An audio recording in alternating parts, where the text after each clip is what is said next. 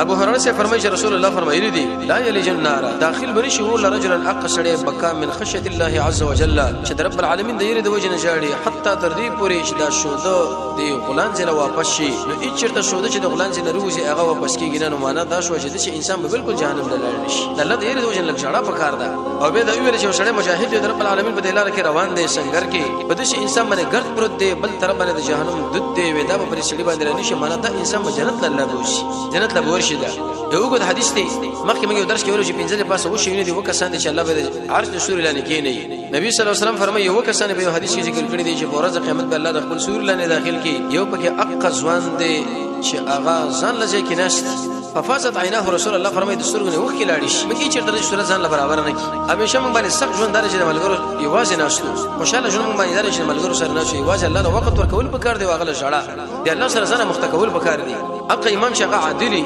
اق ځوان چې هغه د ټول ځواني د الله په بندګۍ کې تیر کړي اق سړی چې دغه سره د جمعه سره تړل شي او دوه کسان د الله لپاره یو ځکیږي او د الله لپاره جدا کیږي د څو زنانه چې هغه د منصب واره یو د سړی دعوت کې هغه زنا لره دته انکار وکوي وي چې ان اخاف الله زاد الله نه یریږم یو سړی صدقه وکي په دې کلاس باندې چپلی پویم نشي د حدیث کې نبی صلی الله علیه وسلم فرمایي ففازت عیناه چې سترګونه وخ لاړ شي ابي امامه فرمایي هغه د نبی صلی الله علیه وسلم نقل کړي رسول الله فرمایي چې ليس شيء حب الى الله هیڅ شی نشي چې موږ د الله سره ډیر مینه په نسبت سره هغه دوا وکړه یو هغه قطره قطره یو هغه قطره د وکړو چې رب العالمین د یری د وجه نه وتوي شي او بل هغه قطره د ویني چې د الله په لار کې د الله د رضا لپاره د انسان د بدن نه وشي دې سره زموږ د الله ډیر مینه